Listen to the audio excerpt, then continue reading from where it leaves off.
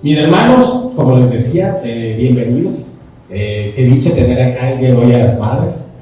Y esta semana, este Día de las Madres, que es este culto especial, he querido hablarles sobre un tema muy especial, el que he titulado El diseño de Dios para cada esposa. Cuando el Señor creó al mundo, creó la tierra, creó al hombre, creó a Eva, Él tuvo un diseño ya programado para que cada uno tenga un rol y una función. Lastimosamente, como consecuencia del pecado, estos roles se han visto afectados, se han visto totalmente tergiversados. Entonces, muchas cosas que nos venden en la actualidad para la familia, que nos venden en la actualidad para las mujeres, para los hombres, es completamente distinto al diseño de Dios.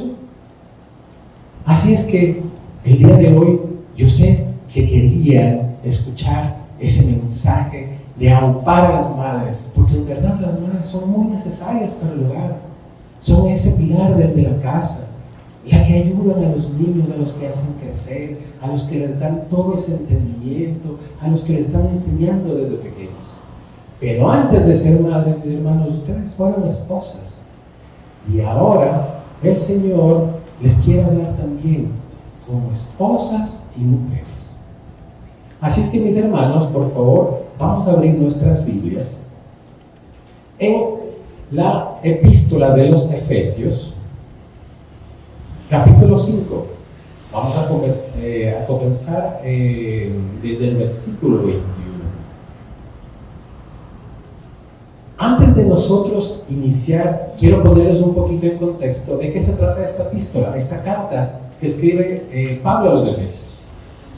Pablo, como saben, el misionero de los gentiles, hizo muchos viajes que salían desde Jerusalén para toda la parte que se puede entender de Turquía en la actualidad, Grecia, Italia. Entonces, en su viaje, él fue fundando iglesias. Al principio, Pablo se dirigía a las sinagogas, iba con los judíos, porque él necesitaba dar las buenas nuevas que tenían de Jesús a ellos. Pero los judíos no querían escucharlo. Pero había unas personas que estaban muy prestas a oír esto, unas personas que prestaban mucha atención. ¿Y qué eran los gentiles? Los gentiles fueron tan receptivos del mensaje que tenía Pablo que comenzaron a congregarse. La iglesia no es como es ahora esta iglesia, que hay un espacio muy grande en donde se congrega más de 100 personas. Las iglesias comenzaron en los hogares, con 5, 6, 7 personas. Así comenzaron las iglesias.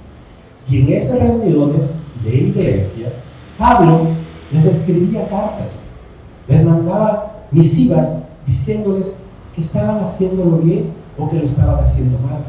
Esas cartas exhortaban, o muchas de ellas también los felicitaban. En una de estas, en sus viajes, Pablo pasó mucho tiempo en la ciudad de Éfeso. En Éfeso era una ciudad, ¿cómo podemos decirle? Era una ciudad muy cosmopolita. Esta ciudad está situada casi al lado occidental de Turquía, y en este momento era un puerto principal. Estaba casi a la misma altura de Atenas. Me refiero de recto, si lo podemos ver en un mapa, ¿no?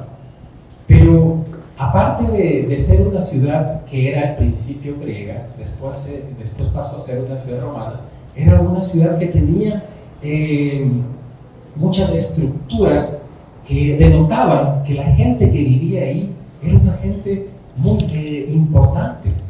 Por ejemplo, el momento que uno entraba desde el puerto de Éfeso, podía encontrarse con un maravilloso gimnasio. Inmediatamente usted podía ver que había ahí templos a los dioses, tenían también una gran biblioteca. Más allá se podían encontrar un gran un auditorio tan grande que podían caber, o que caben 24,000 personas, porque hasta en la actualidad existe ese auditorio. Y más abajo pueden ver visto los seguían existiendo todos estos templos de adoración. Entonces era una ciudad, como te digo, muy cosmopolita. Hasta una parte tenía hasta un estadio romano. Entonces la gente que vivía ahí era una gente que tenía dinero y se vestía muy bien. Las mujeres eran muy elegantes.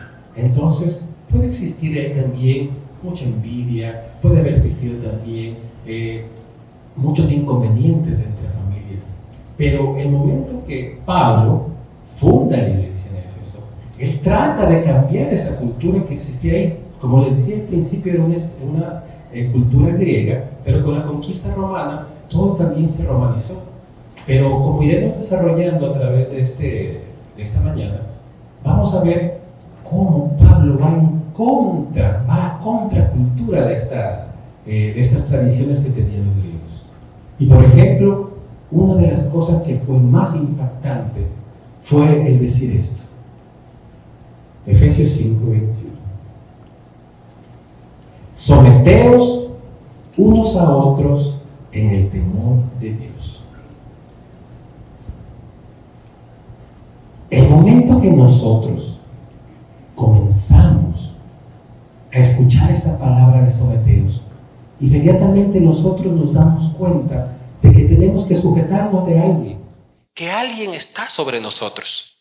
El pensamiento griego y el pensamiento romano tenía una cabeza, que era el pater familia, el padre de familia. El padre de familia era el jefe de toda la familia. Todos estaban bajo su poder, bajo su protección y cuidado. Nadie podía estar sobre él. ¿Cómo es posible que Pablo le diga, sométase unos a otros? En este caso, está diciendo que el padre familia también se pueda someter a su esposa, se pueda someter a su hijo, se pueda someter a su esclavo, se pueda someter a sus siervos.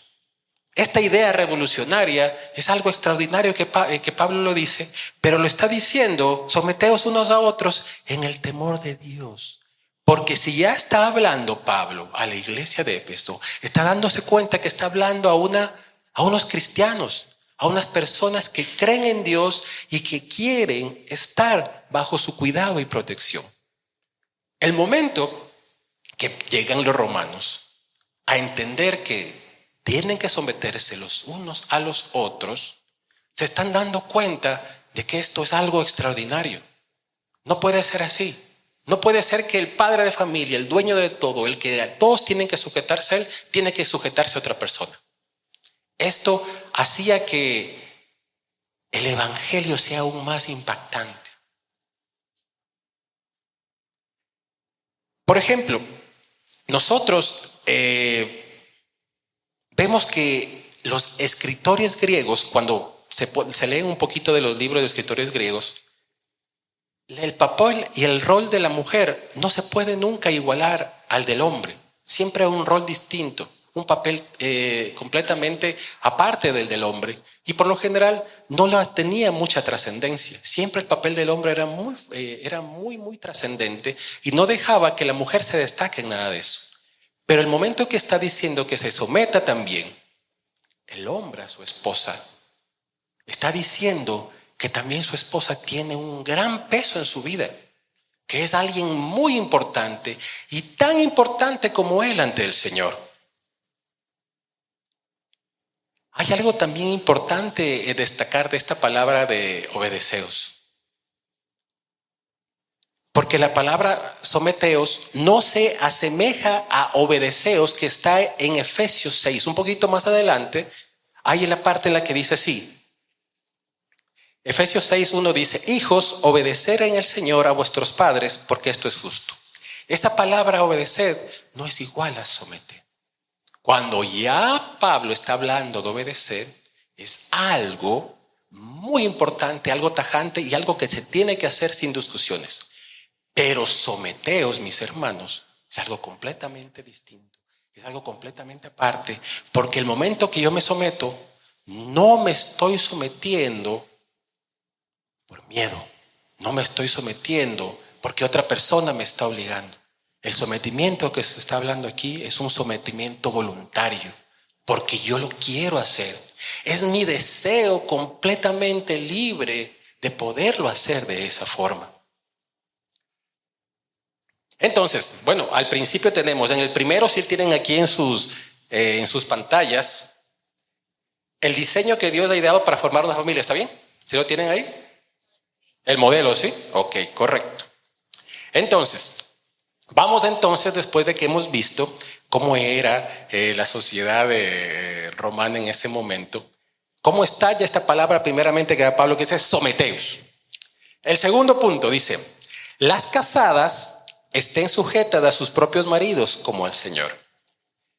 Aquí es algo extraordinario porque la palabra que dice las casadas estén sujetas, esa palabra en los textos de estar sujeta no existe en los manuscritos originales. Esa palabra estar sujeta no existe porque está unida con el versículo anterior. Más o menos esto sería así: someteos unos a otros en el temor de Dios, las casadas a sus propios maridos como al Señor. Pero como hay una división en la Biblia y cada uno tiene un versículo, aquí los autores, los escritores, los epígrafes han decidido sí trasladar esa palabra de que se sujete. Pero la palabra de someteos, ya el verbo someteos ya implica que las casadas estén también bajo ese sometimiento a sus propios maridos como al Señor.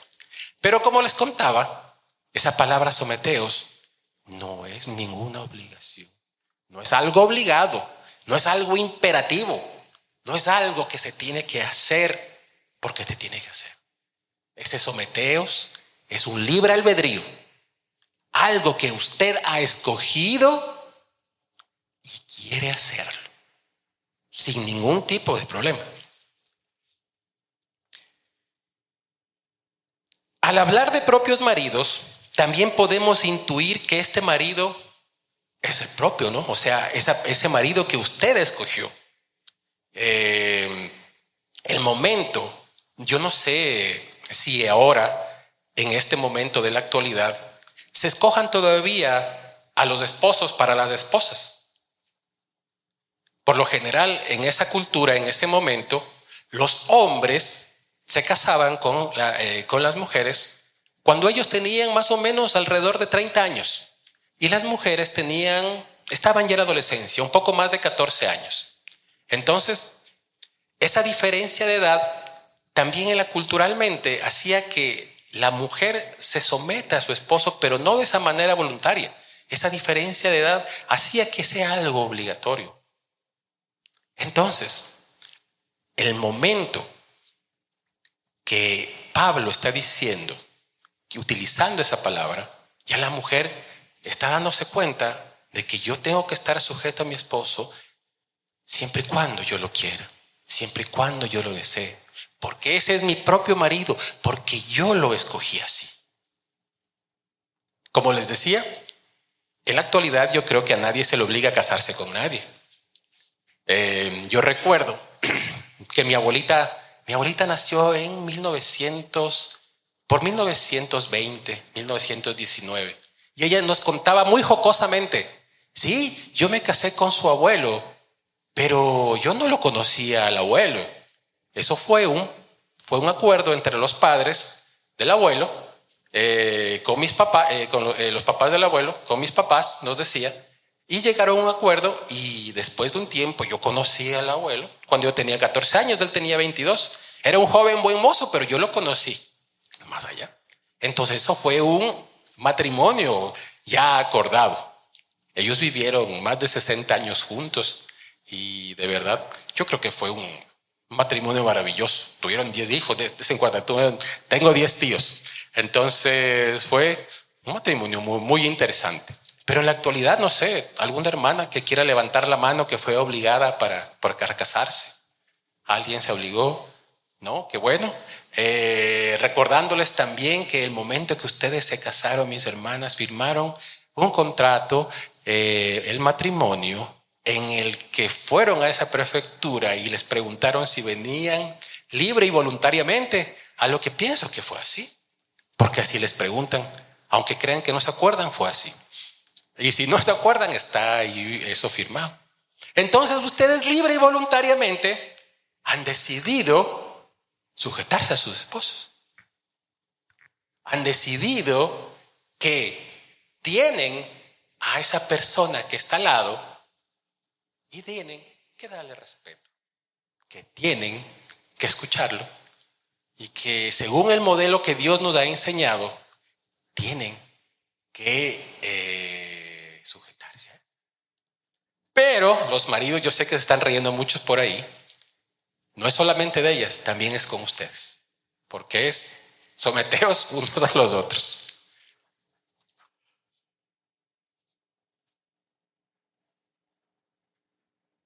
Para alguna hermana que por si acaso quiera tomar literal este versículo que dice, no, es que en la iglesia el hermano dijo que en esa palabra de sujetarse, no dice ahí en ese versículo, en Efesios 5, entonces no se sujetar. No se preocupe.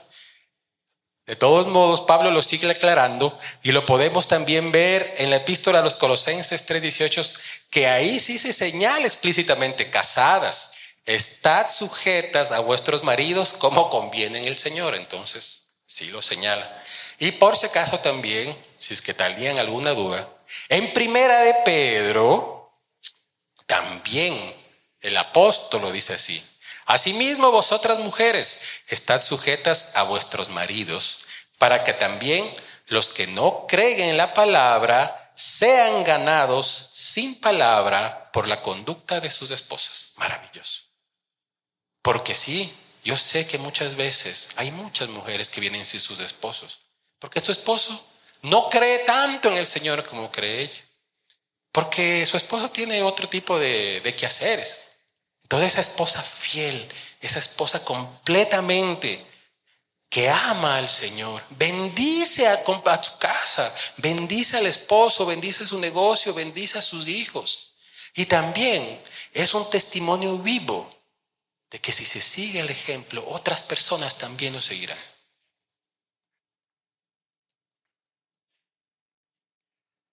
Esto también nos lleva al siguiente punto en el que dice así Pablo.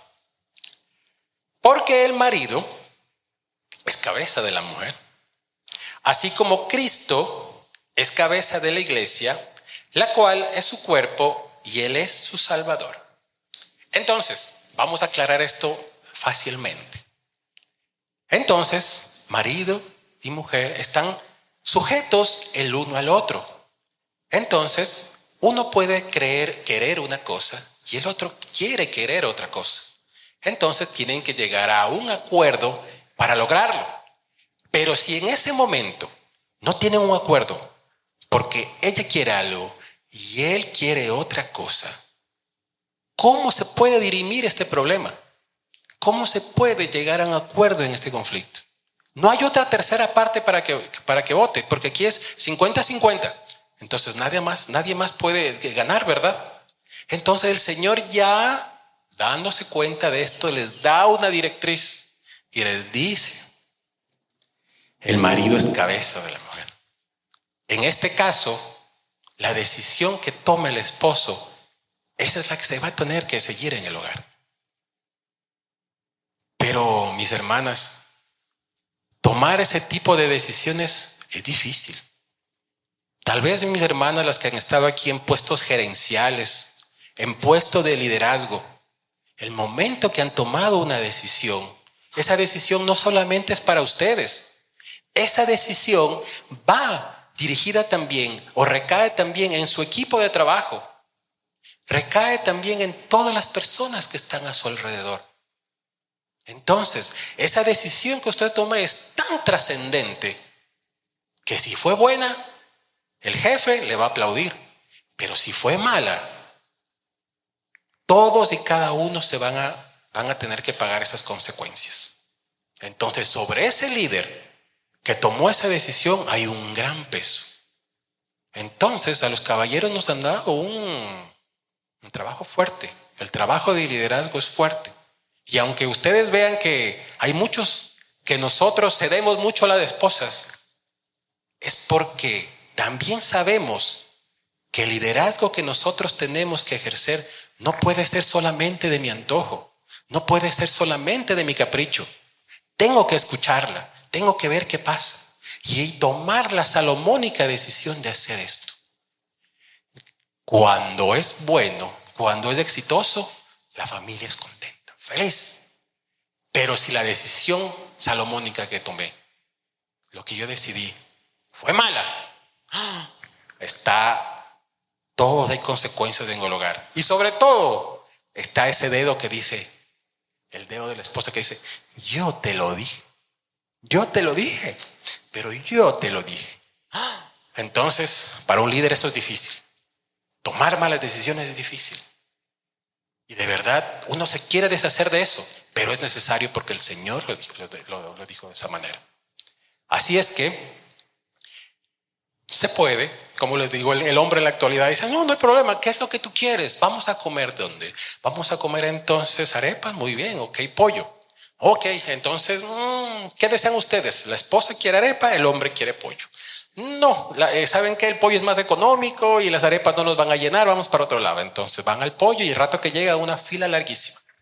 Están en la fila, la esposa te lo dije. Es verdad, tenía razón en esta situación. Entonces para no tener esos inconvenientes, sí, arepas, vamos arepas. Y si hay una cola larga, más feliz uno esperando. No te preocupes, conversamos más tiempo con las esposas. Entonces no hay lugar. Pero recuerden que la cabeza es el hombre, porque el Señor lo señaló así. No nosotros. No el hermano Miguel no lo dijo. Fue el Señor que lo dirimió así de esa forma. Más interesante es algo que este versículo es tan bonito, es tan extraordinario porque está asemejando el matrimonio que hay entre el hombre y la mujer como si la mujer fuera la iglesia y Cristo fuera el esposo. Entonces, la iglesia es esposa de Cristo. Y entonces, ¿cómo Cristo trata a su iglesia? ¿Acaso la iglesia está sujeta a un dictador? A una persona que no sabe cuál es el bien, que nos lleva por unos vaivenes de la vida. La iglesia está sometida a una persona que está teniendo caprichos. Pues no, la iglesia está en un líder alto, claro y fuerte que es nuestro Señor Jesucristo, y nosotros voluntariamente hemos decidido seguirle. Y nosotros, como le hemos seguido, estamos aquí porque sabemos que ese líder, este Cristo, el Señor, es el que nos va a llevar a buen recaudo y estaremos gozando de la vida eterna. ¿Ven lo maravilloso cómo lo asemeja aquí? ¿Cómo hace que el matrimonio haga ver a Cristo como el esposo y a la iglesia como la esposa? Así es que de esta manera nos hemos dado cuenta por qué ahora el Señor decidió que el hombre sea la cabeza. ¿Amén? ¿A alguien tal vez no le quedó claro? Eso nos dice que vayamos al siguiente versículo que nos dice de esta forma. Efesios 5:24 señala así. Así que, como la iglesia está sujeta a Cristo, así también las casadas lo estén a sus maridos en todo. Entonces, está como acentuando más esto. Pablo está diciendo, miren, tienen que estar sujetos porque Cristo es la cabeza, y entonces las casadas estén sujetas a sus maridos en todo. Pero ahora sí tenemos que irnos al contexto, el que está hablando Pablo en ese momento. Como les decía en un principio, en Éfeso era una ciudad muy cosmopolita, una ciudad muy elegante.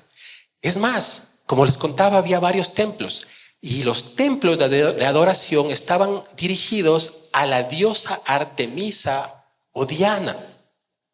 Esta diosa era, como se la ve en las esculturas, muy extraordinaria. Las mujeres tenían ya un modelo que seguir. Querían parecerse a ella. Las mujeres de la sociedad de Éfeso eran unas mujeres que de mucho poder económico tenían bellos vestidos, bellas ropas, bellos peinados. Las otras mujeres querían parecerse a ellas. Las mujeres ya no querían sujetarse a sus esposos porque querían alcanzar esa libertad que tenía esa diosa, que quería alcanzar la libertad que tenían las mujeres de la alta sociedad. Ellas querían llegar a eso. Las sacerdotisas se rapaban su cabeza para que, mostrándoles que nadie está sobre ellas, que ellas pueden hacerlo solas.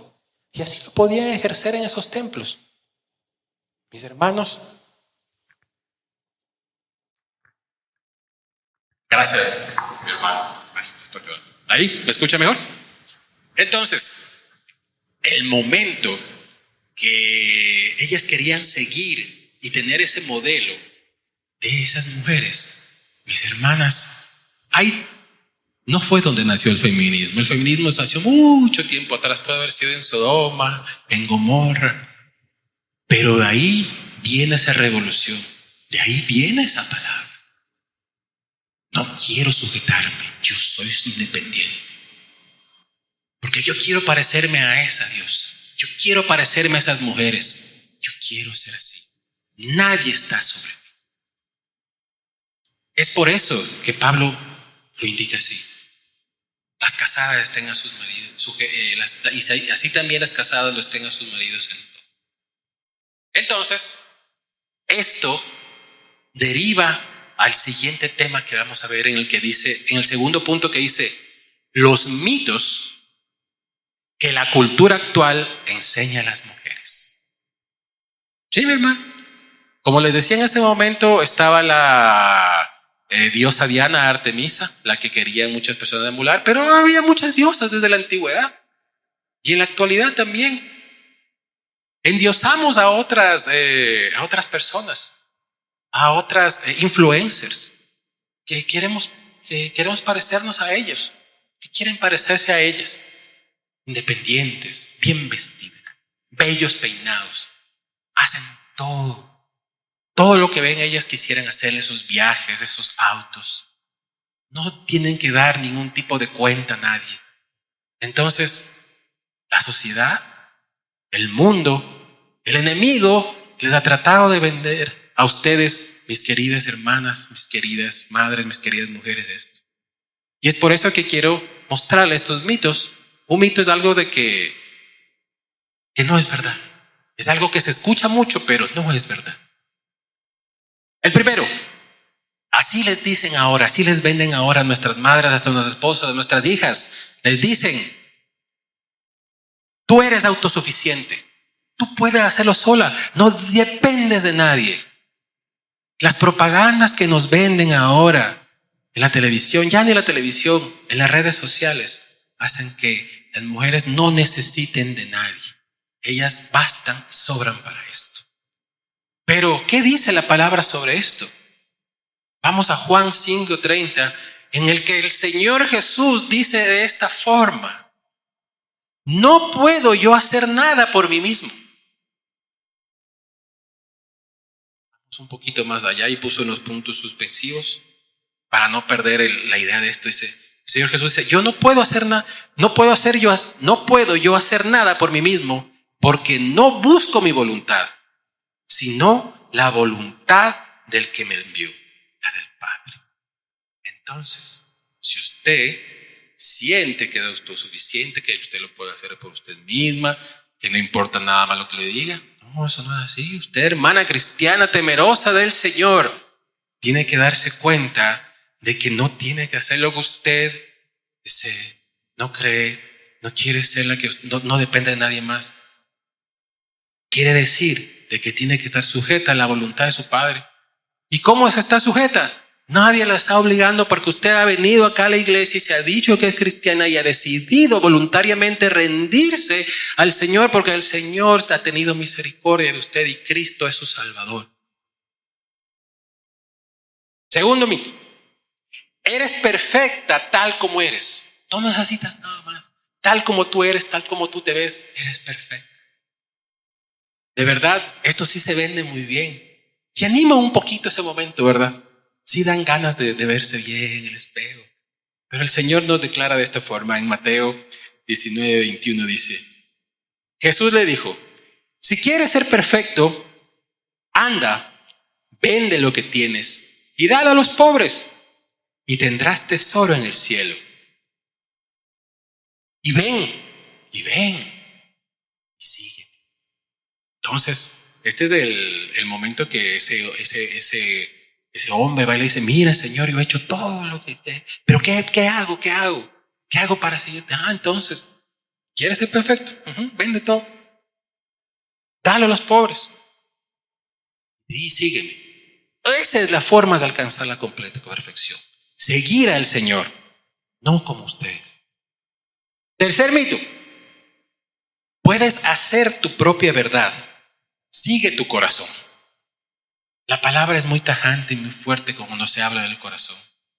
Sigue nuestro corazón. El corazón me dice algo. Así podemos hacer. Yo ya lo declaré así. Esta es la forma correcta. No puede ser que otras personas puedan decidir por mí. Yo puedo hacerlo. Pero Jeremías 17, 9, 10 dice, engañoso es el corazón más que todas las cosas y perverso. ¿Quién lo conocerá?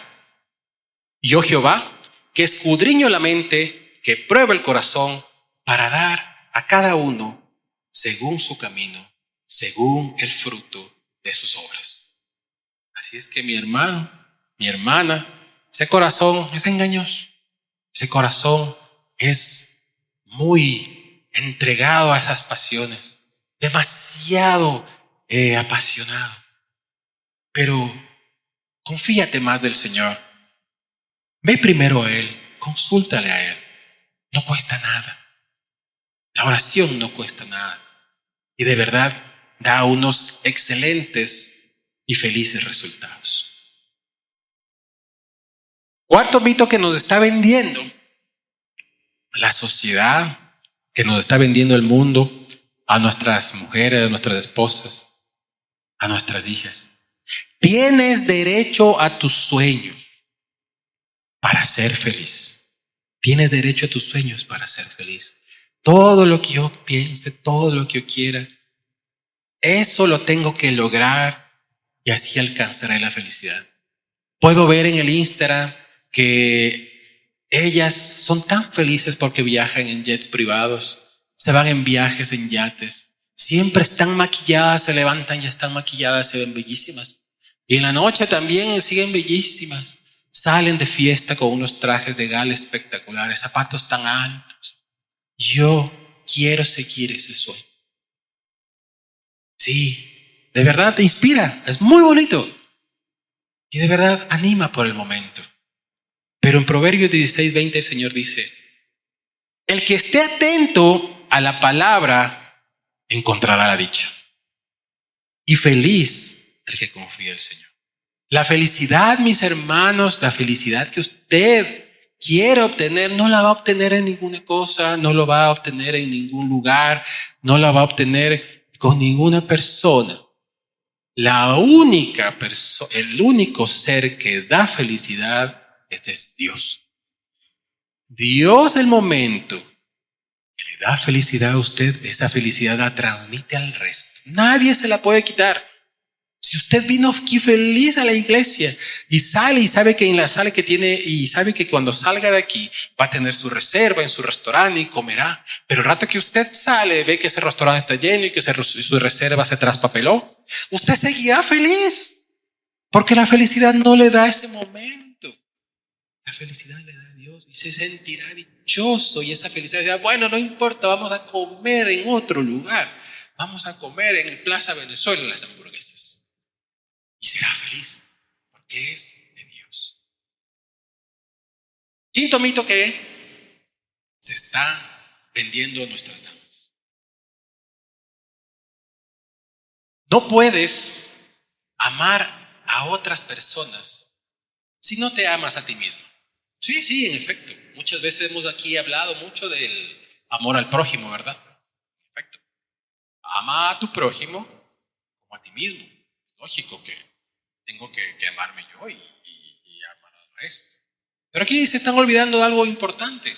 El amor no nace de mí. No lo saco yo. Y mi cuerpo no está propenso, gracias al pecado, a dar ese amor.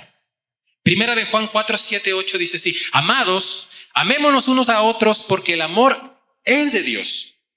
El amor no es de Miguel. El amor no es de su cónyuge, no es de su esposo o su esposa. El amor es de Dios y de la hermana. Todo aquel que ama es nacido de Dios y conoce a Dios. El que no ama no ha conocido a Dios, porque Dios es amor. Entonces ahora creen que nosotros tenemos que amarnos a nosotros mismos. Amarnos, creen esas personas, que es autocomplacernos, darnos cosas a nosotros, alimentar nuestro ego, ser diferentes al resto de personas. Mira cómo me amo. Me hice mis cejas, mis pestañas, mi cabello. Me amo mucho. Bellísimo. Pero no, eso no es amor. El amor, como dice aquí la palabra, nace del Padre. Y el Padre, por misericordia, nos la ha pasado a nosotros.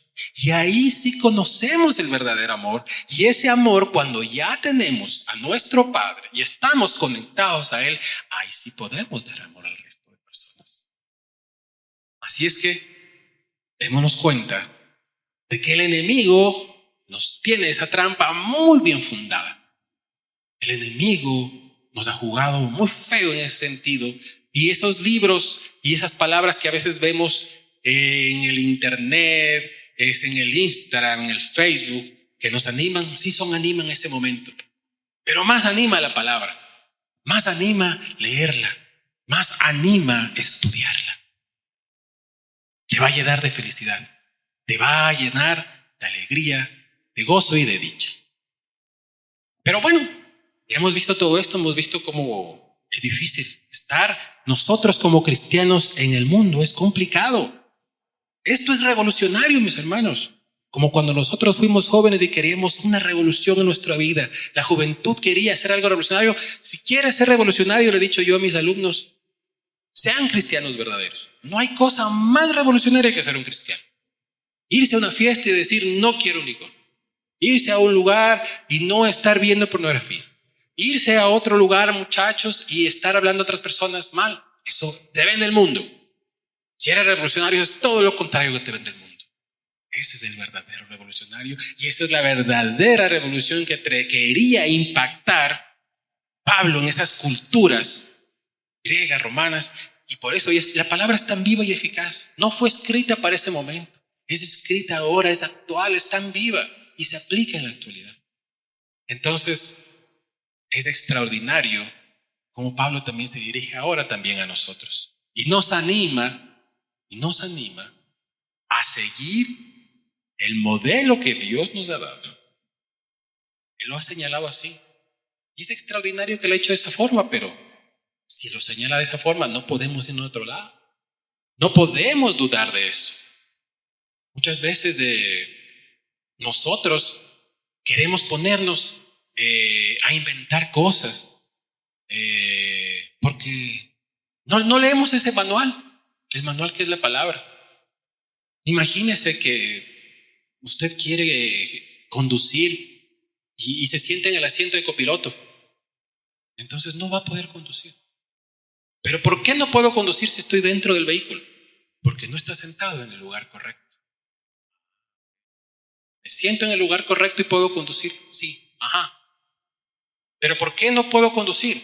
Porque no has aprendido a conducir. Sabes que hay un volante, sabes que hay un croche, sabes que hay un freno, un acelerador, sabes que hay una palanca de cambios. ¿Sabes todo eso? Entonces primero instrúyete, aprende bien ese manual, anda a la escuela de manejo, a la academia bíblica en este caso, y vas a poder llevar bien tu vida y vas a poder conducirte también bien en todo eso.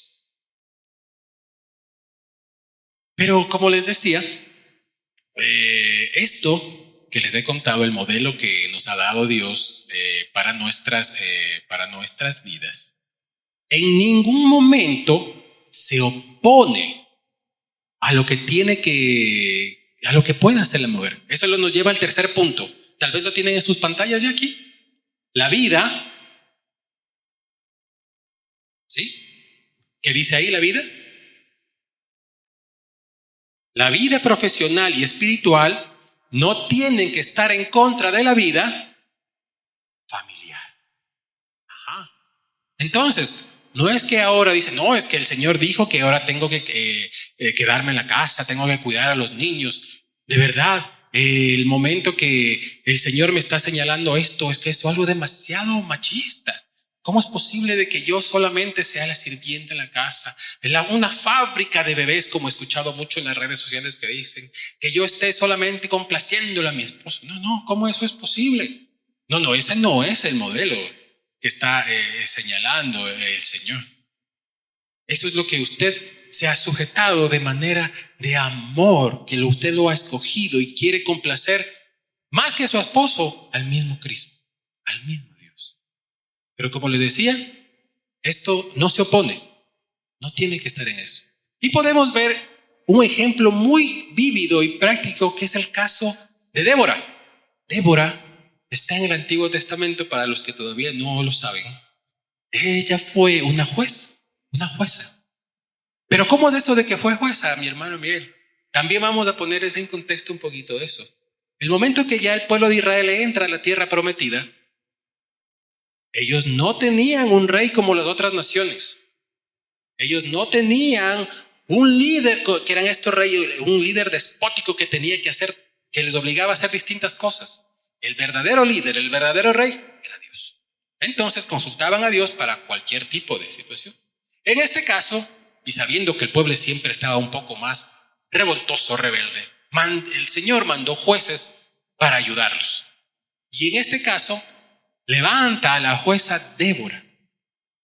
Débora fue extraordinaria, ya que gracias a ella se pudieron liberar de un pueblo opresor. Débora, dice así en Jueces 5:7. Ese es un canto que está haciendo Débora, ¿no? Que dice, las aldeas quedaron abandonadas en Israel. Ella está contando esto, ¿no? Que por lo que estaban sujetos a otro rey, que les invadieron al pueblo de Israel, las aldeas quedaron abandonadas en Israel. Habían decaído. Hasta que yo, Débora, me levanté como madre en Israel. ¿Qué está denotando esto? Sí, en efecto, Débora era madre. Y el momento que se levanta una madre es porque quiere ayudar a su hijo, quiere sacarlo del letargo en que está, quiere quitarle cualquier tipo de inconveniente que tenga y sobre todo lo quiere ver victorioso. Entonces Débora en ningún momento se opone a ese tipo, o el modelo que está dando Débora no se opone en ningún momento a ese tipo que el Señor ha mandado, al modelo que el Señor ha mandado. Jueces 4:4 dice así: gobernaba en aquel tiempo a Israel una mujer. Gobernaba en aquel tiempo a Israel una mujer. Sí, extraordinario. Ella sí, gobernaba y decían. Gobernar es que cualquier persona que tenía algún inconveniente iba y recurría a ella porque gozaba de sabiduría, porque gozaba de un tipo de inteligencia especial y sobre todo el Señor le había dado a ella autoridad. Entonces usted se va a imaginar a Débora como una mujer independiente, sin esposo, sin marido, que vivía sola, sin ningún tipo de problemas, todo poco de sirvientes, porque estaba empoderada, pues Débora, ¿verdad?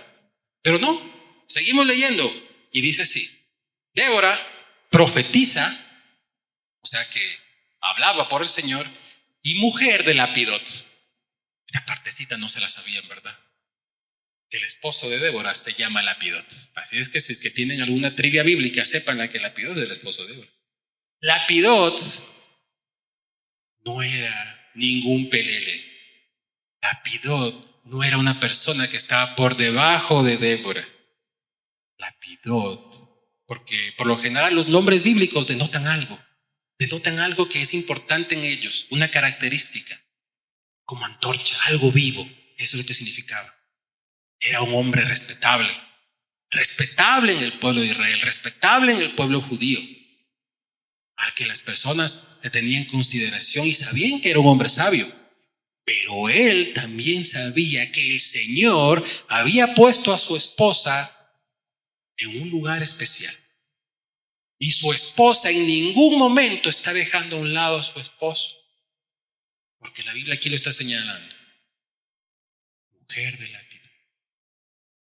Entonces, Lapidot conocía y sabía de eso. Sabía qué es lo que hacía Débora. Y ténganla por seguro que en todo lugar de Israel sabían que Lapidot también era un hombre extraordinariamente sabio. Jueces 4:8. Barak le respondió: si tú fueres conmigo, yo iré, pero si no fueres conmigo, no iré. En este caso, como les contaba, el pueblo de Israel estaba sometido bajo otro rey. Entonces, a Débora, el Señor se le revela y le dice: anda con Barak y reúne un ejército para que vayan contra este general que se llama Sísara, y de esta manera ustedes le vencerán. Pero Barak era un hombre, me imagino, mucho más joven que Débora. Débora, por lo general, ella pasaba sentada debajo de su palmera. Ella tenía su palmera y todas las personas recurrían a ella y le preguntaban cosas. Pero en este caso, ella es la que va donde Barak. Y Barak, como le digo, era un hombre más joven y dice, aparte es mujer, voy a decirle algo. Si tú fueres conmigo, yo iré. Pero si no fueres conmigo, no iré. Inmediatamente ella dice, ¿pero qué? Te estoy hablando, yo soy jueza y te estoy diciendo que hagas esto. ¿No lo quieres hacer? ¿Por qué no quieres hacerlo? No, veo que no tienes autoridad. ¿No ves que el Señor ha puesto autoridad en mí? Pero como le digo, en ese momento las mujeres tenían el hombre tenía ese prejuicio. No podía entender más allá de eso. Y aquí podemos ver que también el rol de gobernante de las mujeres es muy importante y es dado por el Señor. Y en esos momentos extraordinarios, todas las personas tienen que estar sujetas. Y eso no se opuso nunca en su hogar, nunca se opuso en su matrimonio. Mis hermanos, Débora le contesta de esta siguiente forma en el 4:9. Ella dijo, iré contigo, mas no será tuya la gloria de la jornada que emprendes, porque en mano de mujer venderá Jehová a Sísara. O sea que aparte él iba a liderar el ejército de Barak, iba a triunfar, a matar a todo ese enemigo, pero el Señor no le iba a dar la gloria de la victoria, le iba a dar a una mujer. ¿Por qué? Porque el Señor lo decidió así. Ese hombre creyó que era suficientemente un líder y no se dio cuenta que la lideresa en ese momento era ella y no se sujetó. Entonces la honra que tenía que tener él se le fue quitada y se le fue dado también a otra mujer, porque esa es la forma correcta en que el Señor hace justicia. Y así fue, mis hermanos. Barak fue, luchó, ganó. Sísara huyó, no fue muerto en batalla, huyó a otro lugar, pero se escondió en una casa, en unas carpas de unos que pensó que eran amigos. Y la esposa de ese que pensaba que eso era amigo, lo mató. Esa esposa tomó un mazo y una estaca y se la clavó en la sien. Y le dio fin así la vida a Sísara. Entonces, la mujer tuvo esa mujer tuvo esa victoria. Ella fue la que ganó esa batalla, porque triunfó contra ese general. Entonces, mis hermanas, aquí sí podemos ver cómo ustedes siguen el modelo del Señor. No estando en la casa criando a los muchachos, haciéndole la comida a su esposo. Pueden ir mucho más allá si el Señor les ha dado eso. Ustedes pueden hacer cosas extraordinarias porque en ningún momento eso se opone. Usted puede ser esa gobernadora, usted puede ser esa jueza, esa líder, a la vez puede ser esa madre, esa esposa de ese hombre también que es una persona extraordinaria. Puede también llevar a un ejército a la victoria. Pero no te cargues, no dejes que la sociedad y la mentira del enemigo esté sobre ti, haciéndote creer que eres autosuficiente, que tú mismo eres un Dios a la que tienen que complacerte. No, tú no puedes llevar esas cargas tienes que entregarlas al Padre. ¿Por qué están tan cargadas? ¿Por qué están con tanto sufrimiento y con tantos problemas? Porque ustedes creen que son como diosas. Yo puedo hacerlo, no necesito de nadie. Sí lo necesitas, necesitas del Señor. El Señor te levantará, el Señor te dará la victoria, el Señor te permitirá hacer todo lo que tú desees siempre y cuando sea su voluntad. Así es que mi hermana, anímate, eres maravillosa. Estás en el lugar donde tienes que estar, dando el servicio que tienes que estar. El Señor se ha glorificado en tu vida. Y sobre todo, eres el testimonio necesario que necesitan todos tus amigos, todas las personas que están alrededor. Y un buen momento es ahora para que ellas te sigan y les puedas hablar de la palabra. Amén.